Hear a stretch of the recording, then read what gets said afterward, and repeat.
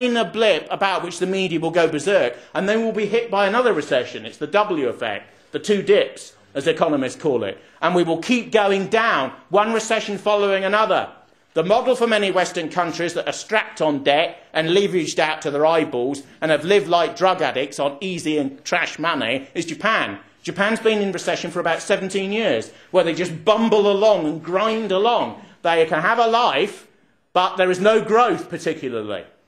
And the interesting thing is that we have an enormous population now, which is set to rise from 60 million, its present load, to 70 million by the middle of this century. Blunkett, remember Blunkett, before all those affairs and all that nonsense? When Blunkett was Home Secretary in the early stages of New Labour, he said there is no natural end to immigration, he said. No natural end. Well, no natural end means radical minority status for us in this society in 50 to 60 years. And the turnaround window is 20 years. The turnaround window is 20 years. And in many areas of the country, we're in a minority now.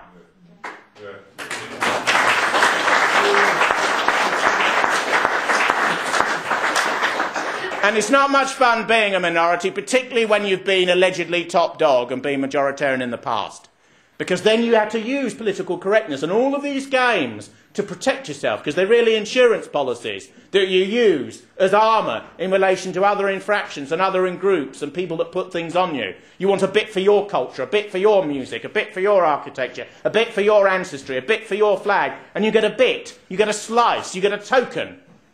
And you have to be pleased with that, because that's all you're going to get in a group-based society, as this has now become, because the old class fissures of the past have largely been replaced by ethnic, racial, communitarian and group-based tensions, the like of which will always be exacerbated when the economy goes down rather than up, and when tension between groups rises as a result of the fact they're all different, they're all chafing against each other, and they're all looking at a receding socio-economic pot. Our elite has gone global and doesn't really think in terms of this society's benefit anymore. Most Labour and Tory politicians, with the Liberals feeding ideas into them from the centre of the spectrum, think of themselves as citizens of the world. A man like Blair or Brown has more in common with Obama, more in common with a leading banker in China, than they actually have with people here in Greenwich. They think of England and Britain as a puddle that they step beyond to a world-like type pseudo-government vested in the UN and these other international meetings at the G9, G20, G40 and so on, and all of these other congresses that they spend most of their time attending. They think that world management is what they're about. That's partly what these foreign wars are about. And don't forget that we are living now in a system that has taken 40 years to build. Capital and money goes all around the world. A man in a screen, or a man with a screen in the City of London or a big exchange in Leeds can put his thumb on the screen and send $10 million, or pounds, or euros, or any currency, yuan, Chinese currency, across the world. But if money moves across the world, labour moves across the world to fit in with the path of money. And labour is immigration. And immigration moves across continents and across boundaries and across borders, following the money, seeking it out, doing jobs at lower than the minimum wage, brought in by intermediate third parties and pre-structured so to do. Mass immigration is a pool of semi-unemployed, skilled to unskilled labour that undercuts the value of labour and keeps it at a median or lower than median level. It's so you get this enormous boom and bust economy fuelled by credit, where if you want a pizza at 3 in the morning, it will be dispatched to you by an Albanian on a small motorbike. And it's this economy that you then pay for by a credit card. And you manifest that transaction again and again and again, and you add 100 and 1,000 and 10,000 and 10 million transactions of that sort on top. And you have an economy where no one really makes anything except things which are instantly consumed.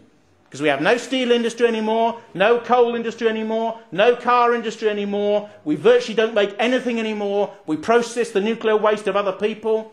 Somebody once drove me through the industrial area of Liverpool, and there's nothing left. The only factory that was left that was British was making bouncy castles. That's all we produce. This was a great imperial city based upon the wealth of slavery, a city of power. Look at the neoclassical and classical architecture as you go around the centre of Liverpool. denigrated now, but an enormous Victorian city like Manchester, of empire and power. These cities are on the last legs now, blitzed and destroyed, full of immigrants in the centre. There's an enormous Somali population in the centre of Liverpool, in Tuxteth. Why are they there? They're there because of the Genocide Act that was passed by the United Nations in 1948. We signed up to that then.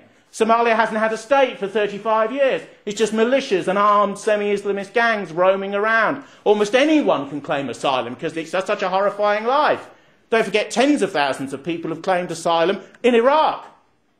At least 1 million Iraqis have been killed and 2 to 4 million have been displaced. And there's tens of thousands who want to get into this country because they say they're a Wazili or they're Christian or they're a particular type of minority, they face persecution. We should give them the right of settlement because we invaded their country on behalf of the Americans and blew large parts of it to bits. And many groups have a claim on Western societies and can turn up, and their claim has to be seriously considered in inverted commas because we've signed up again and again and again to more and more laws which prevent us from doing anything. Prevent us from doing anything to manage our own country in our own interest in an effective manner. Cameron's going to probably take over within a year, and he will do nothing about any of these things. Nothing about any of them. Cameron is a member of United Against Fascism, or UAF. Well, extraordinary to have a Tory member of the UAF. It's quite unbelievable. In the past, you have to say that Tory leaders would have been a step too far, associated with neo-communist and Trotskyist groups who plausibly, deniably advocate violence and so on. That would have been, for sort of a posh so-and-so like Cameron, a step too far in the past. But not now. It's just a politically correct gesture that he's making in towards middling voters. But all of these middling voters have a secret fear. And the thing that this party must do, particularly with people who have a stake in the society, particularly with middling and bourgeois persons, is to tell them, do you want to be in a minority 50 years from now? Because secretly and semi-secretly, none of them do. None of them do. Because although everyone's traumatised about these issues and this party is very demonised in the mass media, except to a degree on the internet, everyone when they meet, and most of our people are totally apolitical, but when they meet, they talk about these issues. They don't talk about what the elite talks about. They talk about these issues. They talk about crime in South London. They talk about the fact that in many of our towns, we're only 50% of the population. 50% of the population. And it will get worse unless people make a definite political choice to make it better. The Islamist threat and the bombings which were celebrated 3 years back, in the sense of remembered and celebrated with these steel poles, if you notice, in this park near Tavistock Square. I know somebody who was in Tavistock Square when the bus bomb went off 3 years ago. When an explosion happens above ground, there's this very artificial crack, this sort of crack that isn't a natural sound. And everyone freezes and wonders what it is. And that whole bus had been blown out and the roof had come in and then blown off and all the glass had gone out and all the rest of it. And there seemed to be nobody in it because all the charred bodies were on the ground or on the floor of the bus and so on. Now, these Islamist movements, many of whose activities have been broken up by the security services, it appears, relatively successfully, because the will was certainly there and quite a few of these plots have been broken up. Nevertheless, they see this society as prey. They see it as easy pickings because they look on us and have a double take.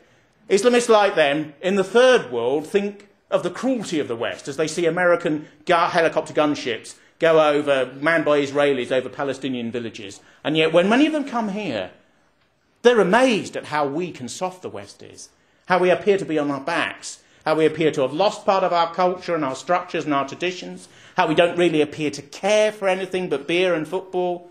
We're too frightened to stand up for ourselves. We're too frightened to be nationalistic and powerful in the majority. We're traumatised by politically correct words which are deliberately put in place so people can't express what they really think about the changes in the society, and that's why it's being deliberately done. All of our politicians, the odd eccentric like Enoch Powell and Alan Clark and a few others, have refused to speak out about the enormous changes that have occurred. Even in the media it used to be said 20 to 30 years ago that the thing you can't get a politician to talk about is the European Union, as it then was called the Common Market, and immigration. In other words, two primal issues, not the trivia and the incidental stuff, Northern Ireland may be accepted, about which they used to witter on, but primal issues of power and identity that these people will never talk about in a month of Sundays, that they will never, ever deliberate upon. These people are supposed to be elected to be a ruling